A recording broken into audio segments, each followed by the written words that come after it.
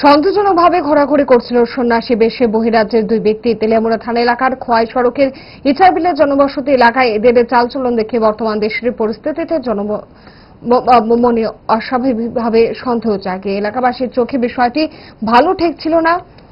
কোথাও গলদ রয়েছে ভেবে তেলিয়ামুড়া থানার পুলিশকে খবর দেওয়া হয়। স্থানীয় লোকজন কোনো প্রশ্নেরই এরা সঠিক জবাব দিচ্ছিলেন না।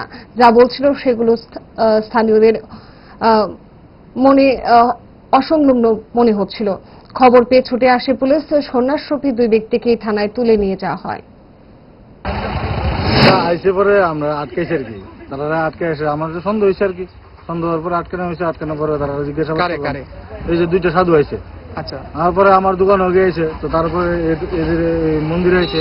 আর পরে আমি জিঙাইলাম, জিঙানোর পরে সন্দেহ হওয়ার পরে তারা আটকে নিয়েছে। তারপরে তোমার খবর দিলাম আর কি।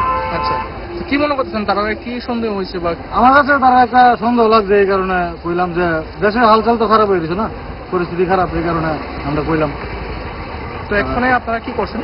তারা পিএস আনছি, পিএস এর না পিএস এরা তো দিয়ে দিচ্ছি। পিএস চিন্তা করবো, তারা চেক করে ছাড়বো। তারা কোন এলাকা এটা? এটা ইচারবিল। ভালো খাবার দেখে অম্বলের কথা মনে পড়ে? তার সমাধান 5 দশক ধরে গ্যাস, অম্বল ও পেটের সমস্যার একমাত্র সমাধান গ্যাস নয়।